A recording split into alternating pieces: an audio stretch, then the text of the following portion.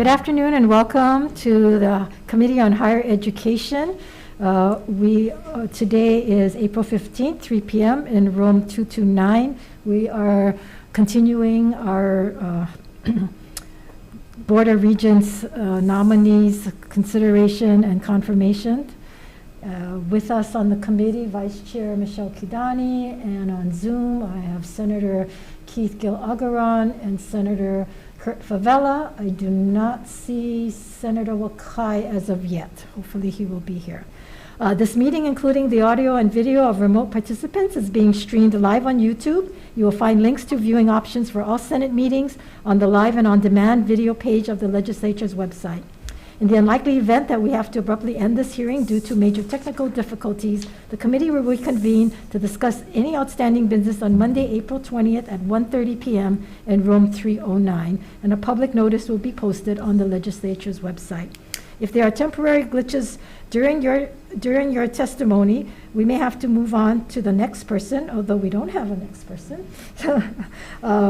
So hopefully we will have no glitches. And with that, I want to welcome our nominee, Dr. William Hanning.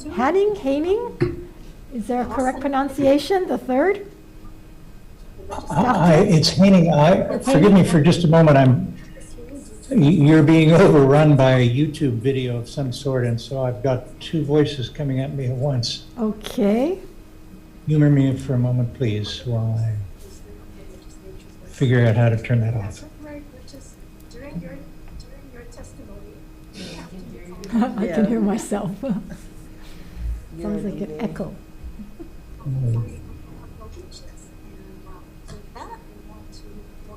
I think you have to turn off the close YouTube. Yeah. Pronunciation, the third. I think I hear you saying Hanning. It's Hanning. Forgive me for just a moment. You're being overrun by a YouTube video of some sort, and so I've got two voices coming at me at once. Okay. The video is actually of the sessions at the same time that I have the Zoom going on. Well, you need to turn off the YouTube. Yes, I understand that. Sounds like an echo. Yeah, I was having difficulty even getting on, actually. You have to turn off the close YouTube. Yeah, if I can work out how to do that. I think I hear you saying Hanning. Forgive me for just a moment. YouTube video of some sort, and so I've got two voices coming at me at once. Okay. The video is actually of.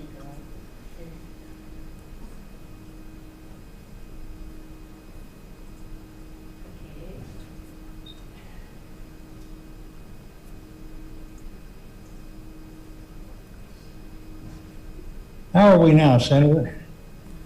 I think we're okay.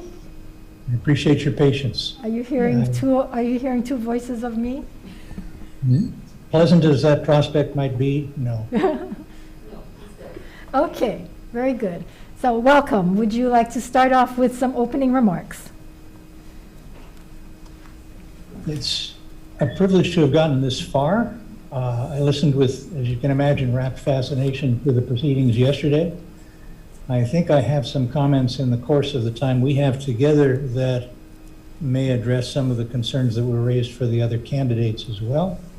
But why don't we see where your questions take us, and then I'll editorialize at that point. If nothing else, please understand my gratitude for being able to even be considered at this point. And that's not a fatuous remark. At this stage in my life, one looks for reasons to be of use. The whole basis, in fact, for my retiring from the university was to be able to pursue things at which I think I may be fairly good.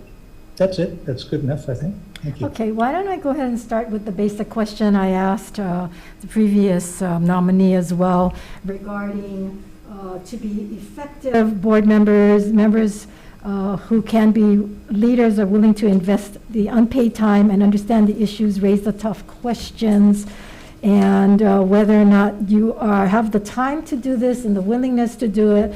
and to reach out and actually visit our facilities at the university, talk to students, talk to stakeholders as well, in your duties as serving as an unpaid Board of Regent members. Are you willing to commit to this? I am. That's generally been my management approach, at least since the mid-'80s. I had a good mentor in the form of my direct employer, Tripler, when I was heading up the substance use disorder treatment program there called TRISARC. He would, in fact, spend an awful lot of time either out on the road or barging into rooms without being invited. And it annoyed people, but it tended to produce an amazing wealth of information that he was able to employ constructively. I try not to be the irritating part, but being the investigatory part is, I think, also part of doing supervision for young physicians. The short answer to your question, of course, is yes, I am willing. In fact, again, this is the whole reason that I ended up taking a retirement. Thank you very much. Before I open for members for questions, I did want to do a couple of housekeeping at this point. It was a little confusing with your resume and your response on whether or not, are you still teaching at the university or are you retired? Because on your page 6 of your resume, it says Department of Psychiatry, Japson 2000 to present, Director of Affairs, John A. Burns School, Senior Disaster Response Coordinator, 2011 to present. So is this an old resume or is this? Yeah, this is an old resume. I noticed somebody had posted a resume from a previous time, but I apologize for the misapprehension. I've been retired from the university since 2017. Okay, so, okay, we just want to make sure, but also on your response, you did say, I have a 20% FTE post teaching graduate physicians Yes. in addiction medicine and psychiatry. Is this at the university? Yes, I am stipended. I don't receive a paycheck from the university. There is an independent 501c3, with which you probably are familiar, which is University Health Partners. And I am provided a stipend in order to administer the 2 addictions programs. When I was leaving in 2017, it occurred to my department chair that he didn't have anybody who had the administrative qualifications or the required qualifications by the certifying organizations to run the addictions programs. So after consulting with attorneys, others elected to put me on as 20% stipend, in large part because that's the minimum permissible by the American College of Graduate Medical Education for running a residency training program. I believe the reason for that 20% is because they feel somebody will be more likely to work if they're receiving some sort of compensation. But whatever the reason, the past 4 years have been spent bringing aboard people who will be able to replace me. I do not work directly for the university. I'm actually not in any sense evaluated by the university. I do, however, provide a contract service through the independent 501c3. I hope that I had put that into your, you wrote this very sensible interrogatory of me that ran to 10 questions, and I was towards the back, the conflict, was it the conflicts of interest? Yeah, on number 9 of the interrogatory. Okay, Happy to answer any questions about my income that you would like to ask.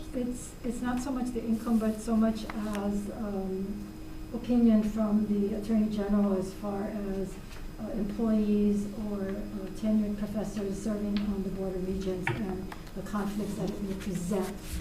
So May I respond to that? I'm not sure how that sheds a light on that, but I'm sure we can ask for that opinion as well. If I may, Senator Kim, if I may respond to that. I, in fact, did contact the Ethics Commission and spoke with the staff attorney on this. She cited Hawaii Revised Statutes 84-14 as indicating that there were no provisions against, in fact, employment at the university, even while being appointed to a position on the Board of Regents. I, of course, would maintain that I'm not employed by the university, but even if that were the case, her contention was that as long as I acquired no additional jobs that had been unknown to the board and to this committee at the time of my consideration, that I would still be suitable, and that obviously if I did an area that had not been identified previously, that was posed a conflict of interest, I would be obliged to recuse myself. The other area in which guidance was obtained when I was looking into this was in the Board of Regents bylaws, Chapter 10, which ends up with a section explicitly titled Conflicts of Interest, and which was very informative to me in terms of the relative accommodation that is permitted to people who may actually be working with the university. Thank you. I requested this opinion of the AG, and the response was dated April 9, 2021. So it's a recent opinion from the AG. And basically, it does talk about the fact that because the Constitution vests the BOR with exclusive jurisdiction over the university, in particular Article 10, Section 6, that the board shall have power to formulate policy, exercise control of the university through its executive officer, and who shall be, board have exclusive jurisdiction over internal structure, management, and operation of the university. Appointed deans, directors, members of the faculty, and other employees may be required to carry out the purpose of the institution prescribed by their salaries. And, they basically said that there are conflicts here and that we could preclude that. So in this situation, we probably have to get another opinion because any current faculty, the board has jurisdiction or have a vote on units 7 and 8 for collective bargaining, which is the faculty as well as the other employees of the university, and there poses a conflict there.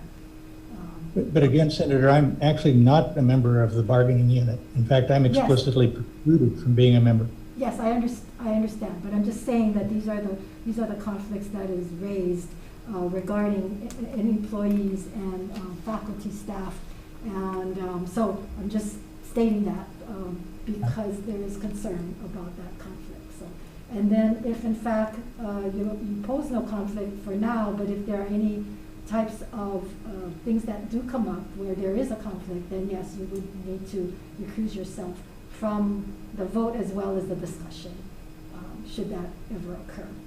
And I'm sure you're aware of that. Yes, ma'am. Okay, with that, one more question to that. As an emeritus, do you have special duties, because it's bestowed, right? The title of emeritus is bestowed upon you. It's a very nice way of saying that I did a good job. Okay, so it doesn't carry any kind of duties or anything? It carries no particular duties. It does enable me as a clinical faculty member to teach students, which is a unique trust. I don't get compensated as an emeritus for doing that, but it means I'm considered to be safe around them. Okay. So, yeah, it's... Okay, with that, members, any questions for our nominee? No. Anyone on the video with questions? Okay, let me proceed. And noted again, as a former tenured professor with the John A. Burns School of Medicine, will you be able to separate yourself from making decisions that's in the best interest of the students in the university versus just what might be in the best interest of the medical school or the cancer center? I believe so. I believe so, predicated on my intent in having both retired and on having given up tenure. Speaks to another area of your particular interest, which is what the value is of tenure and indeed how it is best bestowed.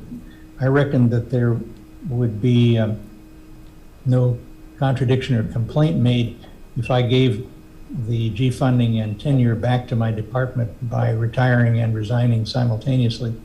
My department chair was delighted, but the fact is it does provide a little additional space between me and what might be seen as evaluation or oversight.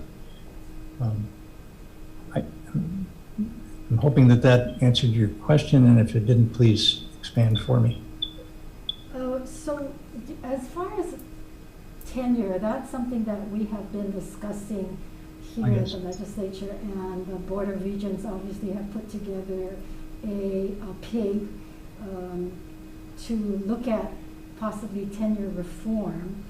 Do you feel that you can be objective in looking at tenure reform? I believe so. Having been previously tenured, I know what's involved in the acquisition of tenure, and I understand what is being looked for by the applicant in seeking tenure. Equally, what's being looked for by the academic departments in conferring tenure, which is a high degree of stability among their instructional and even research populations. That, of course, raises yet a third tier of questions, which is why we have so many different classifications in which to try to squeeze the concept of tenure. Had I still been tenured, well, then maybe I might respond with a little bit more circumspection to that question, and in fact, might have some serious doubt. But again, I thought I was anticipating this sort of thing a few years ago when I opted not just simply to retire on active duty with tenure and separate myself altogether. Tenure is a double-edged knife. I don't think any thinking person would deny that it's got both its benefits and its deficits. I'm glad you brought up classifications, because that's been an issue as well, that why the university has so many different classifications compared to counterparts and peer universities. And that's something that the administration has been wrestling with and have been slow to deal with, and hopefully the Board of Regents will be able to get some kind of resolve as we look at how do we do that. But what is your opinion regarding specialists being tenured as well as researchers? Because Hawaii is the only university, I think, across the country that tenures researchers. Again, it sort of centers on the intent with which the tenure is conferred. Most of the time, we think of tenure as being a protector of freedom of expression, or of, colloquially, academic freedom. The article that you provided us, in the reading article, Thank you for reading it, by the way. Listen, it was riveting. This was actually a really good article. And I was happy to see my old college classmate, Mitch Daniels, governor of Indiana, citing all the way through this thing. And given that Mitch didn't write all that well back when we were 19 years old, it's remarkable now. But no, back to the article in terms of the usefulness of those classifications. Most of the time we do tenure and lifetime recognition. Sorry, you're not coming out clearly. I'm sorry. With the intent actually of providing an additional attraction or benefit for somebody whom we really want to accrue to the university faculty. It, of course, is also seen as a reward for reliable service, and you don't generally award the tenure until somebody's demonstrated that when you let off the training wheels, they will continue to ride the bicycle forward and end up continue to be useful faculty. Tenure used to be a way really of saying, okay, you're probably the best judge of what enterprises will be most useful to the university. We're going to let you play with your imagination, and in account of that, we're awarding you tenure. As far as the folks who are the specialists, and particularly in the research areas, research can walk along the margins of acceptability to a lot of folks and be subject to criticism from quarters that may dwell in ignorance or may have not necessarily the best interest of the general population at hand. Saying this in somewhat fewer words, I think we're more than familiar with people who will chime in against research in certain settings. Embryo-related research, of course, is the one that climbs immediately to the top of the hill, and whose opinions may end up swaying the decision of the researcher if he in fact feels at threat or at risk. So we give them tenure in large part to encourage creative, the creative process. The part of the article that I thought was really attractive were the repeated emphases all the way through this on the necessity for academic freedom, among other parts. But if that's true, then why is it we're the only university that offers tenure to researchers, and that almost all the other universities is determined by the amount of grants that they get and the fact that they have to cover their salaries, at least 40 to 90% of their salaries, whereas a university, we don't have anything formally that sets that in motion, and yet these people are granted tenure and is being paid pretty much by general funds. This kind of comes around full circle to your original question about accountability. And I don't know how well you can quantify accountability, but I sure would like to try. I don't have a direct answer for you as to why some universities may pursue that line and why we don't necessarily. I do know what I don't know. I don't have a sufficiency of understanding about the particular department's motivation to opine right now with any authority. Part of what I would look forward to as being on the board is the opportunity to investigate questions like that. Good, thank you. That's a good answer. The other concern we've had about has been teaching workloads. So I was just curious, while you were a tenured professor, what was your teaching workload like? Well, sorry, I'm laughing because we didn't, it was when you weren't sleeping or eating. No, actual classroom, because the policy at the Board of Regents says that professors should be teaching 24 credit hours a year. And when I asked the question, how many professors actually teach 24 credit hours, the answer was 0. Really? And that you get, actually, it's an unspoken rule that there's 3 credits, 1 for service, 1 for research, and 1 for, I guess, leadership or something like that. Automatic, so you're down to 21. And so I said, how many teach 21 credit hours? And it was very few. The average professor, from what we're told, is teaching 10 to 12 credit hours a year, because they get equivalencies, and so they're not in the classroom. And of the 10 to 12 credit hours, I understand that many are using graduate assistants as well as lecturers to teach classes, and therefore spend even less time in the classroom with the students. So I was just curious to know, what was your what was your workload like when you were at the university?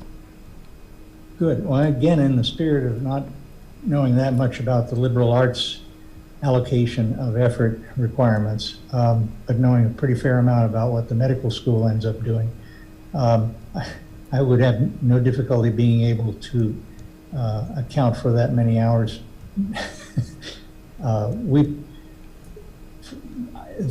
So probably for me. Okay, let me ask you a more pointed question. So do you think that professors' workload should be, well, I agree that there should be some time for service and research, that equivalencies should not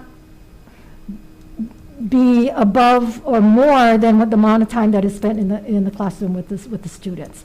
So I can see where you have 15 credit hours you're teaching and you've got 8 hours of service, but when it's 14 hours spent outside and only 10 hours spent with the students, and your main purpose is supposed to be teaching, and we are told that professors, we pay them well because we want these top professors teaching our students, and yet if they're not in the classroom teaching the students, and the students are paying the tuition, then what are they benefiting from if they're being taught by lecturers and graduate students for a lot of the time?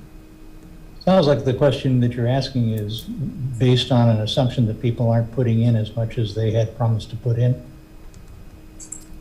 Or what's required because they get different equivalencies. And so that needs to be looked at. So I'm hoping as a regent, that's something that we will, look into and see whether or not there's justification for that many equivalencies for the amount of credit hours taught in the classroom. Because yeah, for every one professor that is not teaching 21 credit hours, we have to hire 2. And then we have to pay for 2 fringe benefits, which is now at least 60% of your salary. So that's another high ticket item that we see happening. And as you know, our teachers in the classrooms do not have the benefit of getting lectures, do not have the benefit of having graduate students teach their classes. They cannot set their class schedules. They have to teach from a period of time. So, there's a huge discrepancy, and their pay is 1/4 that of a professor, or maybe even less. So, that's a concern that we have as legislators. Again, I would be, and it's not to escape the question, I think it's an important one, but I think based on limited knowledge of the non-medical school related courses that it'd be pretty impulsive for me to be venturing an answer on that. At least in the medical school, there are enough tasks that, exactly as you say, there are equivalencies that are assigned to each of us. I had research obligations, administrative obligations, teaching obligations, of supervision, and direct clinical care obligations. And when all these were added into the 60 to 80 hour work week, at some point along the line, you went home feeling like you'd put in a pretty good day's work, and certainly complied with a contractual obligation to provide a certain number of hours of direct instruction. I like providing direct instruction. I don't know how much the kids like hearing me drone on and on, but I like doing it and interacting with them. So it's good fun, and it's easy for me because it's good fun. If I were to be a really excellent researcher, but with limited presentation skills, not that I'm showing any great presentation skills now, but with limited presentation skills, I want to play to my strengths, and be looking at the better way to serve, as you say, using equivalencies. So the short answer to your question is sure. I think that's certainly worth looking into again. Good, I appreciate that. Thank you. Finally, do you think that course schedules or class schedules at the university for underclassmen, undergraduates, should be determined by the faculty and staff versus the needs of the students? That was in the middle pages of the article you sent us, wasn't it? Which was largely asking a parental question, which is, you going to let the kids determine how they spend their day, or are you going to have some serious say in this? I think the answer actually accommodates that viewpoint of maintaining control, while at the same time ensuring that the students are themselves cooperative in the process. What's the word that I'm looking for? That they help identify, or that they partner in setting what the academic goals are. Everybody who comes into college has a different set of expectations, most of them having nothing to do with the reality of college. And then, of course, what they do is take advice from whichever side tends to be the loudest. And sometimes the people that happen to be the most glamorous or glitzy. I do believe that we need to set a basic core curriculum and adhere to it. I do believe that liberal arts should not go out of style as a centerpiece of the undergraduate education. If anything, I'd like to see it integrated better into the professional schools. One of the greatest deficiencies that I think we have, using medicine again as an example, is in not obliging people who come into medical school to have acquired one or more extra languages. We've completely cut ourselves out of participating in Médecins Sans Frontières or any of the kind of academic involvements that medical schools in Japan, Korea, China would like to partner on by just not being able to competently communicate. Most of the psychiatrists I know whose only real therapeutic tool is language, aside from the chemicals that we use, aren't really in a position to go visit over in Burma or Nepal or any place like that. Okay, So the short answer was integrate better the undergraduate pre-professional curriculum.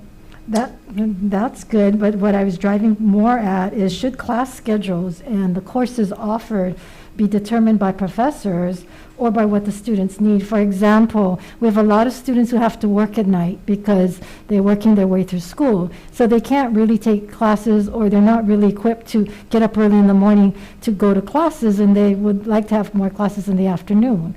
And yet professors don't like to, from what I've been told, have classes in the afternoon. They want to get it over with and have it in the morning. Also, if you try to find parking in the mornings, you can at the university, because all the classes are offered in the mornings and not too many in the afternoon. On Fridays, you can find parking because there's hardly any classes offered on Fridays, because I'm understanding that the professors don't like to teach classes on Fridays. So what seems to be driving the class courses and schedules seems to be what the professors would like to push instead of what the students need. Now, on the community college level, I'm hearing that the administration there is starting to look at what the students need, and of course the professors are not happy about that because now they're dictating the schedules, but I'm certain that that's not happening on the 4 level or in Manoa. So do you have any thoughts about that? I think you stated them fairly well. Huge issue in community, university, or college usefulness is accessibility.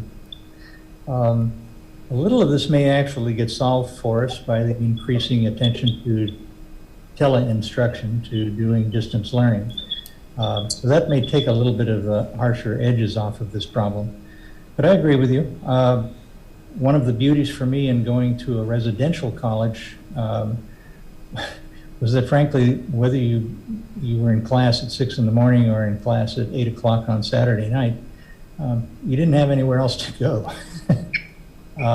Here, at least with the university, there are other responsibilities. We have a great many working mothers and fathers. That should tell you that my answer is I agree with you. There needs to be a greater degree of flexibility in accommodating individuals' needs.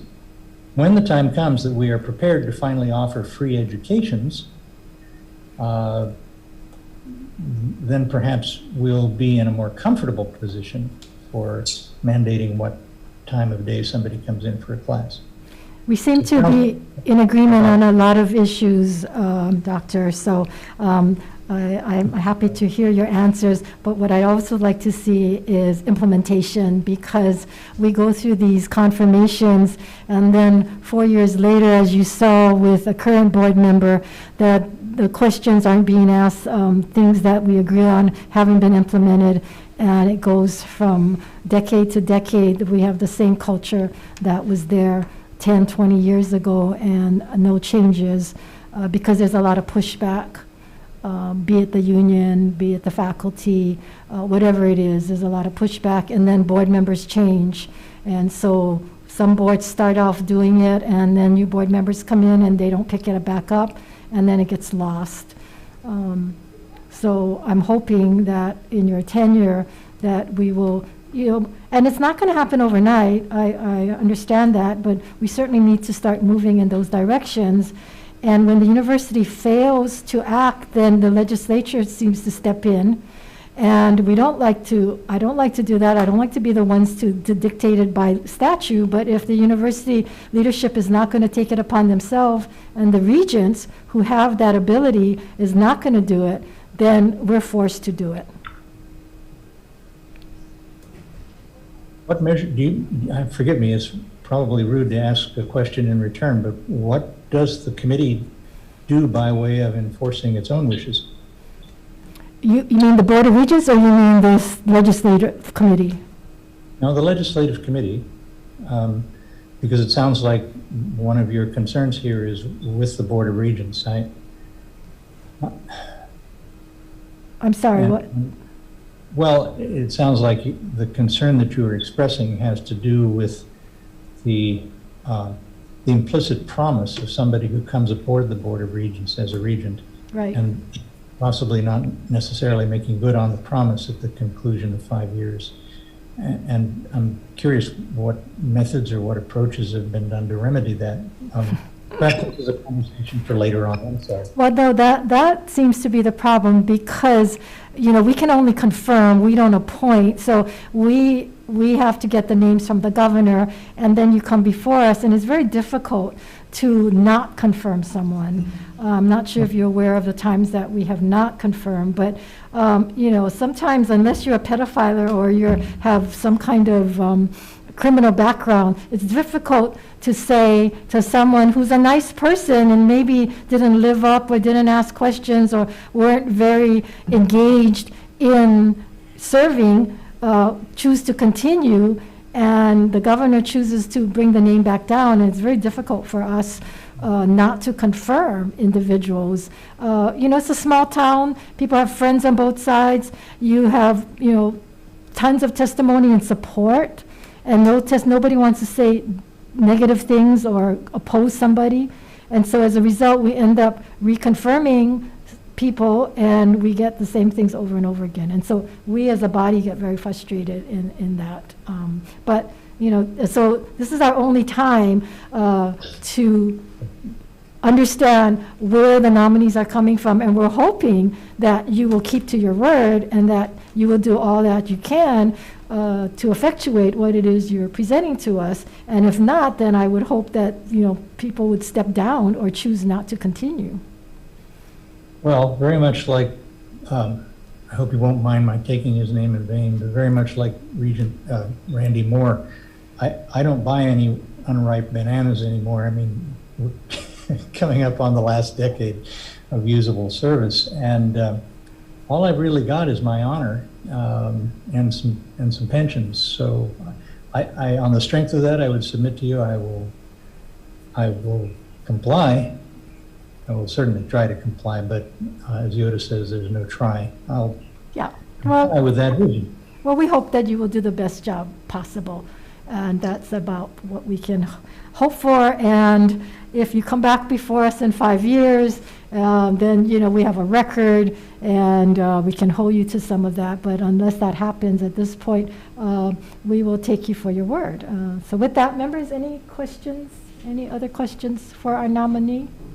I think you have been very open with us and candid with us. I appreciate your answers. And Senator Favela. Yeah, I get a few. I mean, Okay. I'm not sure, so just a couple of questions. I'm not really, still new to this. So, is the Board of Regents just for Manoa campus? It's for all the whole university system, including the community colleges. Yeah. So the question that I have, so you're going to be like a newer person to the Board of Regents. I'm sorry, Senator Favela. Well, I It's couldn't going to be quite a hear new you. appointee to the Board of Okay. Regents. That's correct. Okay, the reason why I'm asking this is because it's what frustrates and what Senator Kim was saying is that when we, as a community or as a body, ask for certain things to the Board of Regents to try to cooperate, I think they think that Lasseter or the President Lasseter is their boss. So I'm not sure if that's the concept that you have, but that's what I've been seeing over the years since I've been there for a short time, that whatever Lasseter said pretty much is law, and he does almost similar to what Hawaiian Homes does. He does it, and he asks for permission for later. And then you guys scramble to figure out and make up some kind of reason or reasoning for why he gave everybody, all 6 of those guys or 5 of those guys, pay raise 200-something thousand. You see what I'm saying? So that's the kind of stuff that I guess why we ask these questions and why we want a candidate that's going to actually be for the people, be for the students, so that we don't have money being wasted at the university. Because right now, the University of West Oahu is the largest campus, right? In a sense of trying to get bodies on them. Okay? Manoa has no bodies, but they continue to dump money in Manoa 10 times over West Oahu, when West Oahu is in high demand on the west side. So as you going forward, I would really appreciate if you would come to the west side and see how much in demand. Yeah, a kid has to go to West Oahu, then travel all the way to Manoa for another class. You know, and then when I talk to the guys at West Oahu, a lot of them is online because they don't have enough classes to accommodate the demand. So we need to go back and really revamp this thing as you guys as the region and realize where's the demand. Because Manoa is not the demand. We have a lot of building, a lot of empty classes, a lot of not warm bodies on campus, but we're still dumping a lot of money into that campus. So that's the frustration, and I think, you know, for me, I've only been there a short time, but that's the frustration that I have. We want leadership to take hold of the region so that we don't keep dumping money here and there and not getting things approved by you guys first and run it by you guys first before he makes decisions. So if you can, you know, kind of work that in there. Sorry, that's a lot of all over the place questions, but that's the bottom line. You guys got to be watching for our kids and our classes and what they're providing. You know what I mean? We had one teacher, a tenured teacher, when I first got there, I thought it was a joke, but it was really true. When I first got there and I sat down with my colleagues, found out that we had a Russian tenured teacher teaching Russian. But because he was tenured, he couldn't get, you know, removed from his position. So I think finally they relocated him to another position, something on campus. But why were we teaching Russian all those years? I mean, I don't think we had a line of people that wanted to learn Russian. So those are the things, if you can, as you being a new person to the region, have a little bit more eyes and kind of stay on top of those things so we're wasting time and our state taxpayers' money. Thank you. So just a couple quick responses, if I may. Yes, go ahead, please. One is I hope that when I get over there, will you come along with me as I go looking around West Oahu campus and the rest of West Oahu? Definitely, I'd love to come with you. Yes. And We've kind of done this with the Senator Alumni Kidani would love to Association. go too. Yes, I volunteer too. Okay, well, let's have a field trip. Because when the Alumni Association did a sort of, it still does, do this kind of roving circus thing, we really get a pretty good idea of enterprises we never knew existed. But the second thing is, and with respect to the president, I hear what you're saying, and I can imagine how it looks from the outside. I'm not on the inside yet, but the president doesn't have any particular control over me. In fact, all of the enabling statutes related to this board ensure independence on the part of the board members. Now, none of us are getting paid anything for that matter. I'm not even sure if there's going to be parking provided, but the fact is we really aren't beholden to the president. That's in large part, I think, the basis for Senator Kim's initial line of questioning to me, which on a deeper level was, under what influences are you haining, and will you account for these, if I'm correct? Thank you. Let me just follow up on that, Doctor, because you are correct. You all come in independently, but somehow collectively, once you get together, it seems to be that there's not a lot of pushback from the Board of Regents to what is being proposed by the administration and by the president.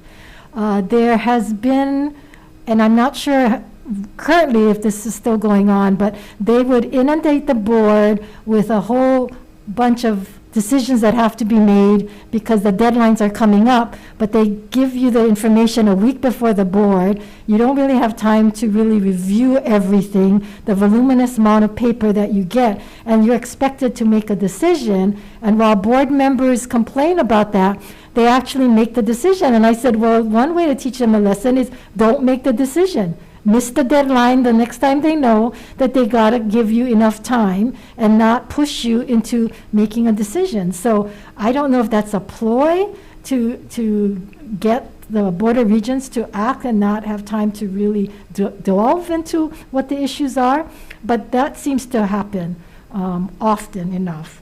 So I'm hoping that if that happens again and you don't feel like you have enough time to review the material, that you will not make that decision.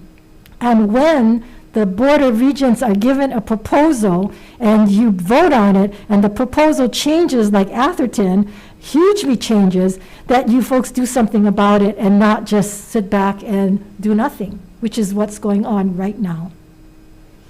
Understood. Thank you. Thank you. Any other comments or questions from members? Okay, I hear none, see none. Again, thank you very much. I think you've been very open with us, and I look forward to you serving on the Board of Regents. So with that, we will go into decision-making, members. Do we need to go into a breakout room? No. No, okay. Hearing that, the recommendation from the chair is that we advise and consent on Governor's Message 787 for nominee Wayne Higaki for a term to expire 6/30/2026. Also to advise and consent on GM 786 for gubernatorial nominee Diane Paloma for a term to expire 6/30/26. And also GM 785 for gubernatorial nominee William Haining for third for a term to expire 6/30/2026. Is there any discussion, members? Hearing no discussion, the chair votes aye. The chair votes aye to advise and consent on GM 787, 786, and 785. Vice Chair also votes aye. Senator Keith Agaran, Aye. Senator Wakai, Yes. Senator Favela, Yes. Madam Chair, measures are adopted. Thank you very much for the information of the nominees. This measure will go down to the floor. I'm not sure when it will be on the agenda, but we can certainly let you know. With that, again, thank you all for being available. Thank you all for your willingness to serve, and we look forward to working with you as members of the Board of Regents once your nomination gets approved by the Senate body. Thank you. We are adjourned.